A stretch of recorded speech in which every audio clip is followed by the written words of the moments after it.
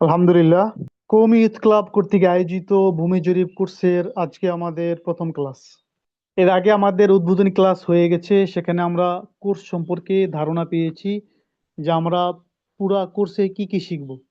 আর আজকে হলো আমাদের প্রথম ক্লাস, অর্থাৎ নিয়মতান্ত্রিকভাবে আজকে আমাদের ক্লাস শুরু হবে। আজকের ক্লাসে আমরা কি শিখব? আজকের ক্লাসে প্রথমত আমরা শিখব ভূমি জরিপ শিখার গুরুত্ব। আল্লাহ তাআলা কোরআনে কারিমের মধ্যে উত্তরাধিকার যে নীতিমালা, যে ধন সম্পদ যেটা আছে, এটা কোরআনে কারিমের মধ্যে আল্লাহ তাআলা বর্ণনা করে দিয়েছেন। এছাড়াও আল্লাহ তাআলা বলেন, ওয়ালা তাকুলু আমওয়ালাকুম বাইনাকুম বিল বাতিল, তোমরা অন্যের সম্পদ অন্যায়ভাবে গ্রাস করো না। সূরা নিসার 29 নম্বর আয়াত আল্লাহ তাআলা বলেছেন। এছাড়াও আল্লাহ তাআলা রাসূল করিম সাল্লাল্লাহু আলাইহি ওয়াসাল্লাম বলেছেন, তাআল্লামুল ফারাইজ ওয়া আল্লিমুহান নাস ফাইন্না নিসফুল ইলমি, তোমরা এলমে ফারাইজ তথা উত্তরাধিকারের এলেম শিক্ষা করো, কেননা তা অর্ধেক ইলম। তো এই আয়াত এবং হাদিসের আলোকে আমরা বুঝতে পারি যে ভূমিজীবী শিক্ষা আমাদের কত কত গুরুত্বপূর্ণ। কারণ যদি আমাদের এগুলো জানা না থাকে, তাহলে তো অন্যের সম্পদ আমাদের হয়তোবা অজানায় আমাদের ভাগের মধ্যে চলে আসতে পারে, বা অন্যের সম্পদ আমরা ভক্ষণ করে ফেলতে পারি, বা আমাদের সম্পদ অন্যের জোর জবরদখল করে নিয়ে যেতে পারে, আমাদের জানা থাকবে না। এছাড়াও উত্তরাধিকার আইন না জানা থাকলে আমাদের সম্পদ কে কতটুকু পাবে উত্তরাধিকার সূত্রে, সেটাও আমরা জানবো না। এই জন্য আসলে ভূমি জরিপ শিখা দরকার। ভূমি জরিপ এটা উত্তরাধিকার আইনেরই একটা অংশ, একটা পার্ট। এছাড়া হাদিসে রাসূল করিম সাল্লাল্লাহু আলাইহি ওয়াসাল্লাম বলেছেন যে এটা এলেমের অর্ধেক। আমরা যারা সিরাজি কিতাব পড়েছি, ওখানে এটার ব্যাখ্যা আছে। ব্যাখ্যায় ওস্তাদগণ বলে থাকেন যে মানুষের অবস্থা দুই প্রকার, দুই ধরনের। একটা হলো জীবন, একটা হলো মৃত্যু। তো জীবনের সাথে সম্পৃক্ত যেটা, সেটা একটা হালত, আর একটা হলো মৃত্যুর সাথে সম্পৃক্ত। তো নামাজ, রোজা, অন্যান্য যত আবাদত আছে, বিধান আছে, এগুলা মানুষের জীবনের সাথে সম্পৃক্ত। মানুষ যখন এন্তেকাল করে তখন এগুলার কার্যতা থাকে না, তখন হলো মিরাজ সম্পৃক্ত। মৃত্যুবরণ করলে মিরাজ চালু হয় তার উত্তরাধিকার যারা রয়েছে তাদের ক্ষেত্রে। এই জন্য নিসফুল এলেম বলা হয়েছে। তো ভূমি জরিপ যারা করে, অর্থাৎ জমি যারা মাপে, এই কাজ যারা করে, মাপজোক যারা করে, তাদেরকে আমিন বলে। ইংরেজিতে এটাকে সার্ভেয়ার বলে। আমিন কেন বলে? এটা একটা আরবি শব্দ, অর্থাৎ বিশ্বাসী, আমানতদার। আমিন যেহেতু মানুষের জমি জমা, এটা পরিপূর্ণ আমানতদারিতার সাথে, বিশ্বস্ততার সাথে মাপজোপ করে, ভাগ বন্টন করে, বা সীমানা নির্ধারণ করে, এই জন্য মানুষ তাকে আমিন বলে থাকে। আমিনও বলে বা সার্ভেয়ারও বলে থাকি আমরা। আমিন বলতে যা বুঝি, সার্ভেয়ার বলতে যা বুঝি, একই ব্যক্তি। জরিপ বিজ্ঞানের সংজ্ঞা, যে ভূমি জরিপ বা জমি জরিপ এটা কি বা কাকে বলে? যে কলাকৌশলের সাহায্যে ভূপৃষ্ঠের উপর অবস্থিত বিভিন্ন বস্তু বা স্থানের প্রকৃত পরিমাণ, আয়তন ও অবস্থান নির্ণয় করে আনুপাতিক হারে সংকোচনের মাধ্যমে নকশা বা ম্যাপ, অর্থাৎ একটা কৌশল, একটা কলা কৌশলের সাহায্যে এই পৃথিবীর উপর, ভূপৃষ্ঠের উপর অবস্থিত যে কোনো বস্তু, বিভিন্ন বস্তুর এটার পরিমাণ কতটুকু, আয়তন কতটুকু, অবস্থান কোথায়, এটা আনুপাতিক হারে সংকোচন বা বিয়োজন, অর্থাৎ কখনো ছোট্ট করা হয় বা কখনো বড় করা হয়, এভাবে একটা ম্যাপ বা নকশা অঙ্কন করা হয়। এটা কি বলে? জরিপ বিজ্ঞান। জরিপ বিজ্ঞানটা সবার সাথে খাস, মানে ব্যাপক। আর এটা হলো ভূমি জরিপ, এটা একটা খাস জরিপ বিজ্ঞানের একটা অংশ। তাহলে যে জ্ঞানের সাহায্যে ভূমির প্রকৃত আয়তন, অবস্থান ও পরিমাপ নির্ণয় করে আনুপাতিক হারে সংকোচনের মাধ্যমে নকশা ও খতিয়ান প্রস্তুত করা যায়, তাকে ভূমি জরিপ বলে। এখানে কি, এটা একটা বিদ্যা বা একটা কৌশল, এটার সাহায্যে ভূমির, আগেরটা ছিল যে কোনো বস্তুর, আর এটা হলো ভূমির প্রকৃত আয়তন, অবস্থান, পরিমাপ নির্ণয় করে আনুপাতিক হারে সংকোচনের মাধ্যমে তার খতিয়ান প্রস্তুত করা হয়, নকশা প্রস্তুত করা হয়, এটাকে বলে ভূমি জরিপ। আশা করি বুঝতেছেন। যদি কোনো বুঝতে অসুবিধা হয় কমেন্ট করবেন। ভূমি জরিপের প্রয়োজনীয়তা, কেন ভূমি জরিপের দরকার, বা জমি জরিপ কেন করতে হয়, আর এগুলা কে করে? ভূমি জরিপ এটা করে রাষ্ট্র করে। কে করে? রাষ্ট্র। রাষ্ট্র যে কোনো কাজ করে তার কল্যাণ, নিজের কল্যাণে করে অথবা জনসাধারণের কল্যাণে করে, অথবা দনোজনের কল্যাণ থাকে, রাষ্ট্রেরও কল্যাণ থাকে, জনগণের কল্যাণ থাকে। তো ভূমি জরিপটা এখানে দনোজনের কল্যাণ, রাষ্ট্রেরও কল্যাণ আছে, জনগণেরও কল্যাণ আছে। এখানে ভূমির রকম, পরিমাপ, মালিক নির্ধারণ করা হয়। এই জন্য এখানে জমির মালিক কে, জমির রকমটা কি, জমির পরিমাণ কতটুকু, রাজস্ব কি, আয়কর কি ইত্যাদি, বা জমি এই অনুযায়ী রেস্ট্রি ফি নির্ধারণ হয়ে থাকে। হ্যাঁ, এখানে এই জন্য জমিটা জরিপ করার কারণে সবগুলো নির্ধারণ করা হয়, পরিমাণ কি, মালিক কে, এখানে কোন ক্যাটাগরির জমি এটা, এর আলোকে রেজিস্ট্রি ফি নির্ধারণ করা থাকে। এই জন্য রেজিস্ট্রি ফি সরকারে পায় বেচা কেনার সময়। আর জনগণের লাভ কি হয়? জনগণের কল্যাণ, জনগণ তার জমির আয়তন জানতে পারে, অবস্থান জানতে পারে, পরিমাণ জানতে পারে, মালিকানার জন্য একটা নিরঙ্কুশ ডকুমেন্ট হিসেবে খতিয়ান বা পর্চা অর্জন করে জরিপের পরে। পূর্ব জরিপের প্রকৃত আকৃতি 30%-এর বেশি গরমিল হলে নতুন জরিপের প্রয়োজন হয়। ফলে 25-30 বছর পর পর নতুন জরিপ করতে হয়। তো এই যে জরিপ কার্য, এটার ইতিহাসটা কি? এটা কখন থেকে শুরু হইলো? এটা সেই প্রাচীন আমল থেকে শুরু হয়েছে। হযরত আদম আলাইহিস সালাতু ওয়াস সালামের মাধ্যমে আমরা এই পৃথিবীতে আগমন করি। তখন থেকে কৃষিকাজের প্রচলন ঘটে। পরবর্তীতে আবার কিছু লোক বনে জঙ্গলে বাস করতে থাকলো এবং সংঘবদ্ধ যে সমাজ আছে তার থেকে ছিটকে পড়লো। কিন্তু যুগে যুগে আল্লাহ আল্লাহ তাআলা নবী রাসূলদেরকে প্রেরণ করেছেন, তাদের ছোঁয়া পেয়ে মানুষ সভ্য সমাজে আবার ফিরে আসে। এই জীবিকার জন্য, নিজের ভরণ পোষণের জন্য মানুষ চাষাবাদ করে। চাষাবাদ করে কি করে? ভূমিজ খাদ্য যেটা উৎপাদন করে। এভাবেই মানুষ আস্তে আস্তে কৃষিকাজের দিকে মনোনিবেশ করে। তো কৃষিকাজ করার জন্য তারা নদীর তীরবর্তী অঞ্চল তারা বেছে নেয়, যেন সেখানে পলিমাটি পড়ে ফসল ভালো হয় এই জন্য। এই হিসেবে মিশরের নীল নদের তীরবর্তী অঞ্চল, চীনের ইয়াংসি কিয়াং, হোয়াংহো এবং ইরাকের দজলা ও ফোরাত নদীর তীর, ভারতীয় উপমহাদেশের গঙ্গা সিন্ধু নদের অববাহিকায় কৃষিভিত্তিক সমাজের গোড়াপত্তন হয়। তো সেখানে বসবাস করতে থাকে বা সেখানে চাষাবাদ করে, ঠিক আছে, ভালো কথা। কিন্তু সমস্যা কি? সমস্যা দেখা দেয় সীমানা চিহ্নিত নিয়ে। উর্বর কৃষি জমিগুলো নদীর তীরবর্তী হওয়ায় প্রতি বছরই বন্যার কবলে জমিগুলো আইল বা সীমানা নিশ্চিহ্ন হয়ে যেত। এতে সবলেরা দুর্বলদের উপর জুলুম করত। তাই ভূমি জরিপের প্রয়োজনীয়তা দেখা দেয়। তো যীশু খ্রিস্টের জন্মের বহু আগে মিশরের নীল নদের অববাহিকায়, মানে ঈসা আসলামের জন্মের অনেক আগে মিশরের নীল নদের অববাহিকায় এই জমি জরিপের সূচনা হয়। তো সে তখন থেকেই চলে, সেগুলো তো আর আনুষ্ঠানিক না, বা সেগুলো কোনো রেকর্ডও নাই, সংরক্ষিত নাই। আমরা যে ভারতীয় উপমহাদেশে বাস করি, ভারতীয় উপমহাদেশেরও জমি জরিপের ইতিহাস আছে। ভারত উপমহাদেশে সর্বপ্রথম বাদশাহ সিকান্দার শাহ 1357 থেকে 1389 সনে একটি জরিপ কার্য পরিচালনা করেন। পাঠান সম্রাট শের শাহ 1540 থেকে 1544 সনে আরেকটি জরিপ কার্য সমাধা করেন। ব্রিটিশ শাসনামলে 1763 থেকে 1782 সালের মধ্যে একজন বিখ্যাত ইংরেজ নকশাবিদ বিজ্ঞান ভিত্তিক জরিপ কার্য পরিচালনার কৃতিত্ব অর্জন করেন। 1793 সালে ইংরেজ বড় লর্ড কর্নওয়ালিস চিরস্থায়ী বন্দোবস্তি ও প্রথা চালু করেন। মানে এক এক সময় এক একজন এক একটা আইন করে, এক একটা নিয়ম করে আর কি। এবারে 1846 থেকে 1871 সালে মহাল বা পরগনা চিহ্নিত করার লক্ষ্যে থাকবাস্ট জরিপ করে। মহাল বা পরগনা বড় একটা বিশাল এলাকা, কয়েকটা বিভাগের সমান। ওইখানে থাকবাস্ট জরিপ করে এগুলো চিহ্নিত করার জন্য।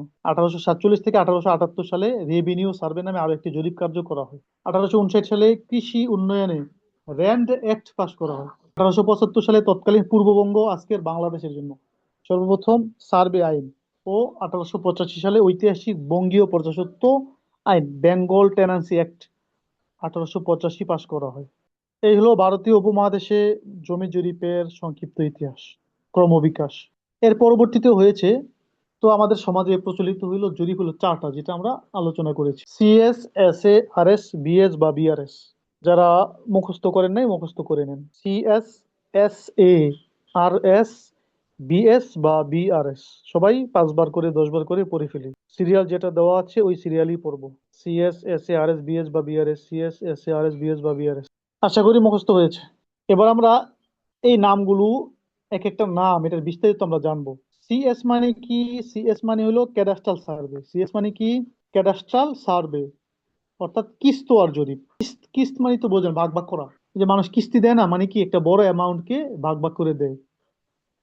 1 লক্ষ টাকা আনে, 10,000 করে দেয়, বা যেভাবে নির্ধারণ করা থাকে সেভাবে দেয়। এই জন্য বলে কিস্তি। তো কিস্ত আর জরিপ মানে ভাগ ভাগ করা। অর্থাৎ এটা হলো জমিদারি প্রথা। এই জমিগুলো জমিদারদের আন্ডারে দিয়ে দেওয়া হতো, বিশাল একটা এরিয়া নিয়ে, এলাকা নিয়ে। এর জন্য এটা হলো ক্যাডাস্ট্রাল সার্ভে। এটা 1888 থেকে 1940 পর্যন্ত মোট 53 বছরে এর কার্যক্রম চালু ছিল। 53 বছর। শুরু কত? 1888, মুখস্থ করেন। শেষ কত? 1940। মোট কত বছর? 53 বছর। শুরু হয়েছে কক্সবাজার জেলার রামু থানা থেকে, শেষ হয়েছে দিনাজপুরে। 53 বছর লাগছে এই কাজটা শেষ করতে। যেহেতু ভূখণ্ডকে ভাগ ভাগ করেই এই জরিপ কার্য সমাধা করা হয়েছে, তাই তাকে ক্যাডাস্ট্রাল সার্ভে বা কিস্তুয়ার জরিপ বলা হয়েছে। এই জরিপ কার্য প্রতি জেলায় হওয়ার কারণে ডিএস সার্ভে, মানে ডিএস মানে কি, ডিস্ট্রিক্ট সার্ভে বলা হয়, যেহেতু প্রত্যেকটা জেলায় হয়েছে। এই জন্য 1947 সালের দেশ ভাগের আগ পর্যন্ত সিলেট ভারতের আসামের অন্তর্ভুক্ত থাকায় সিলেটে সিএস জরিপ করা সম্ভব হয়নি। এই হলো সিএস সম্পর্কে আমাদের কিছু আইডিয়া।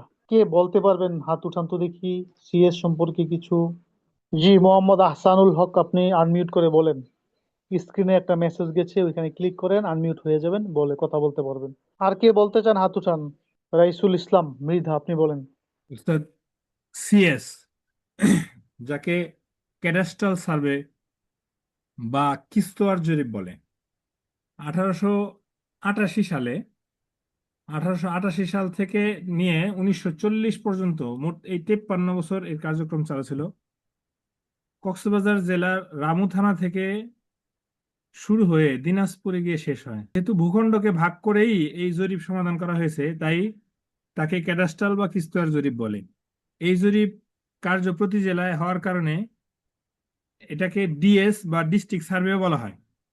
1947 সালের দেশ ভাগের আগ পর্যন্ত সিলেট ভারতের আসামের অন্তর্ভুক্ত থাকায় সিএস জরিপ করা সিলেটে সিএস জরিপ করা সম্ভব হয় নাই। জি, মাশাল্লাহ। আরিফুল হক আরিফ, আপনি আনমিউট করে বলেন স্ক্রিনে। জি। পিএস বা ক্যাডাস্ট্রাল সার্ভে অর্থ কিস্তোয়ার জরিপ। জরিপ শুরু হয় 1988 সালে। 1888 থেকে 1940 সাল পর্যন্ত লম্বা সময় চলে। রামু থেকে শুরু হয়ে দিনাজপুর গিয়ে শেষ হয়। 53 বছর সময় লাগে। আর যেহেতু এই প্রত্যেকটা জেলাকে ভাগ ভাগ করে এই সার্ভেটা করা হয়, এই জন্য সিএস কে ডিএস নামেও বলা হয়, ডিস্ট্রিক্ট সার্ভে। জি, আর মাশাল্লাহ। সিলেট অঞ্চল 1947-এর 47-এর উনিশশো দেশ সাতচল্লিশের ভাগের আগে। দেশভাগের কারণে যেহেতু আসামের অন্তর্ভুক্ত ছিল, এই কারণে সিলেট অঞ্চলের ভাগ করা সম্ভব হয় নাই। তার মানে সিলেটে সিলেটে নাই। জি, মাশাল্লাহ। সিএস এর পরে হলো এস এ। এস মানে হলো, মানে পূর্ণ রূপ হলো state acquisition. State, S A হলো স্টেট, এতে একুইজিশন এন্ড টেনান্সি অ্যাক্ট 1950। সবাই পড়েন, state acquisition and tenancy act 1950, মানে জমিদারি অধিগ্রহণ ও প্রজাস্বত্ব আইন 1950। সিএস যেটা ছিল জমিদারি প্রথা, হ্যাঁ, ওইখান থেকে জমিদারদের থেকে এটা অধিগ্রহণ করা হয়েছে, গ্রহণ করা নিয়ে হয়েছে, প্রজাদের হাতে এটা অর্পণ করা হয়েছে, এই জন্য এসে। তো জমিদারি অধিগ্রহণ এবং প্রজাস্বত্ব আইন 1950, state acquisition and tenancy act 1950। এটা 1956 থেকে 1963 সালের মধ্যে সারা দেশে এই জরিপ কার্য সম্পাদন করা হয়। পাকিস্তান আমলে হওয়া এই জরিপকে পিএস, পাকিস্তান সার্ভেও বলা হয়। এই জরিপের বিশেষ কিছু অঞ্চল ছাড়া গোটা দেশে সরেজমিনে গিয়ে নকশা তৈরি করা হয়নি, তাই এর নকশা পাওয়া যায় না। বিশেষ কিছু অঞ্চল মানে ওই যে সিলেট অঞ্চলে আর কি, হ্যাঁ। এই জরিপের সময়, এস এ জরিপের সময় সিলেট অঞ্চলে সিএস এর আদলে জরিপ করা হয়। এস এ জরিপটা সিলেটে সিএস এর আদলে করা হয়েছে, এই জন্য ওইখানে সরেজমিনে গিয়ে করা হয়েছে। বাকি অন্য কোথাও সরেজমিনে আর যাওয়া হয় নাই। সিএস এর যে কাগজপত্র আছে ওগুলো দেখা করে করে ফেলা হয়েছে, এই জন্য নকশা করা হয়নি। এস এর কোনো নকশা নাই। সিএস এর পর্চাও আছে, নকশাও আছে। এস এর শুধু পর্চা আছে, নকশা নাই। এস এ কে কে বলবেন, এস এ সম্পর্কে কে কতটুকু আইডিয়া করলেন, বলেন, হাত উঠান। জি, আহসানুল হক বলেন। আপনার স্ক্রিনে একটা মেসেজ গেছে, ওইখানে আনমিউটে ক্লিক করেন। জি জি, হ্যাঁ, বলেন।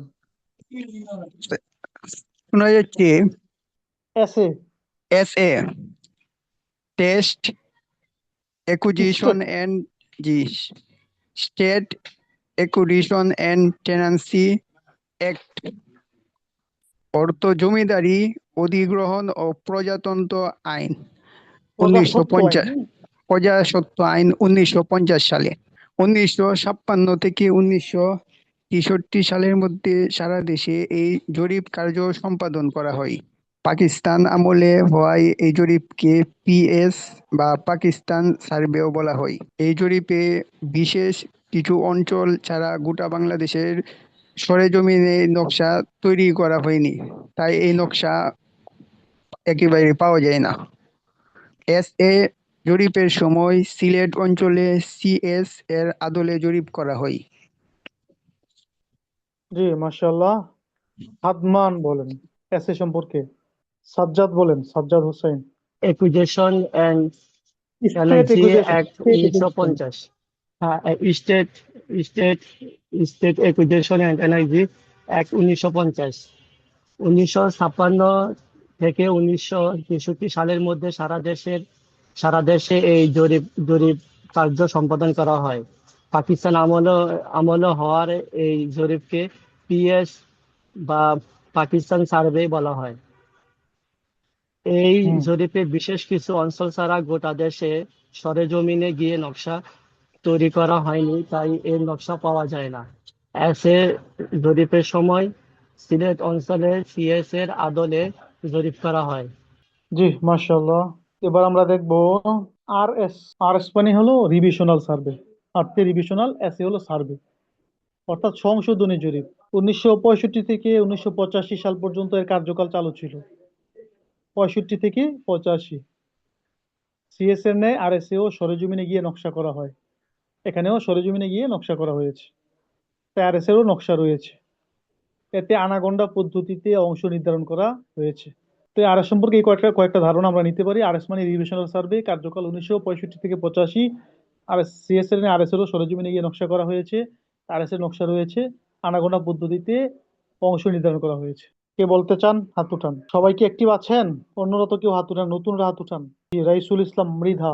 জি উস্তাদ, আরএস হলো রিভিশনাল সার্ভে অর্থাৎ সংশোধনী জরিপ। এটা এই সাধারণত এটাও ওই সিএস এর মতোই সরেজমিনে গিয়ে নকশা করা হয়েছে, যে কারণে এর পাওয়া যায়, নকশাও পাওয়া যায় এবং এর খতিয়ান বা পর্চাও পাওয়া যায়।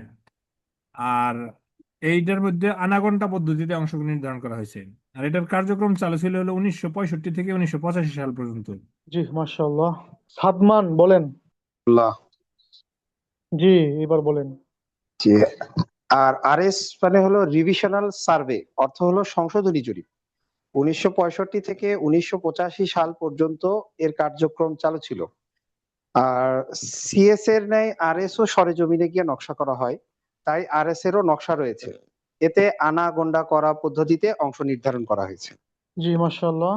এবার আমরা দেখব বিএস বা বিআরএস। বিএস মানে বাংলাদেশ সার্ভে, বিআরএস মানে বাংলাদেশ রিভিশনাল সার্ভে। শুধু ঢাকাতে এর নাম ঢাকা সিটি জরিপ। 1985 থেকে শুরু হয়ে এর কার্যক্রম এখনো চলমান। এতে 0.000, এটাকে হাজার পদ্ধতি বলে, হাজার পদ্ধতিতে অংশ নির্ধারণ করা হয়েছে। আর এসে যেমন আনাগোন্ডা পদ্ধতিতে অংশ নির্ধারণ করা হয়েছে, এখানে হাজার পদ্ধতিতে অংশ নির্ধারণ করা হয়েছে। এই জরিপকে ঢাকা অঞ্চলে ঢাকা সিটি জরিপ বলা হয়। এটা হলো বিএস বা বিআরএস, যেটার কার্যক্রম বর্তমানেও চলমান। তাহলে বিএস মানে বাংলাদেশ সার্ভে, বিআরএস মানে বাংলাদেশ রিভিশনাল সার্ভে। ঢাকাতে এর নাম হলো ঢাকা সিটি জরিপ। 1985 সাল থেকে এর কার্যক্রম এখনো চলমান। এতে হাজার পদ্ধতিতে অংশ নির্ধারণ করা হয়েছে। এই জরিপকে ঢাকা অঞ্চলে ঢাকা সিটি জরিপ বলে। জি, মোহাম্মদ মিকাইল, আপনি বলেন। হ্যাঁ বলেন, শুনতে পাচ্ছে। বিআরএস, বিএস মানে বাংলাদেশ সার্ভে, বিআরএস মানে বাংলাদেশ রিভিশনাল সার্ভে, অর্থাৎ বাংলাদেশের সংশোধনী জরিপ। এটা শুধু ঢাকাতে এর নাম ঢাকা সিটি জরিপ নামে পরিচিত। 1985 সাল থেকে এই পর্যন্ত এর কার্যক্রম চলমান রয়েছে। এটাকে হাজার পদ্ধতিতে অংশ নির্ধারণ করা হয়েছে। এবং এই জরিপকে ঢাকা অঞ্চলে ঢাকা সিটি জরিপ বলে বলা হয়। জি, মাশাআল্লাহ। তাহলে আমরা শিখলাম হলো জরিপ চারটা, স্বীকৃত জরিপ হলো চারটা। এই চারটা জরিপের মধ্যে খতিয়ান বা পর্চা হলো চারটাই, কিন্তু নকশা হলো তিনটা। কিসের নকশা নাই? এস এর নকশা নাই, মনে আছে? CS, S A, R S, BS. S এর নকশা নাই, আর বাকিগুলার কি আছে? নকশা আছে। আবার যে সকল এলাকায় বিএস এর কাজ চলমান, মানে এখনো হয় নাই বা শুরুই হয় নাই বা হয় নাই, ওইখানে তো বিএস এরও নকশা নাই, বিএস এরও কি নাই? নকশা নাই। সে সকল এলাকায় নকশা দুইটা, সিএস আর আর এস। আর যেখানে বিএস এর কাজ হয়েছে সেখানে হলো তিনটা, সিএস, আর এস আর হলো বিএস। তাহলে স্বীকৃত জরিপ চারটা, নকশা হলো তিনটা। যেখানে বিএস এর কাজ হয় নাই সেখানে দুইটা। আজকে আমাদের মূল ক্লাস এই পর্যন্তই।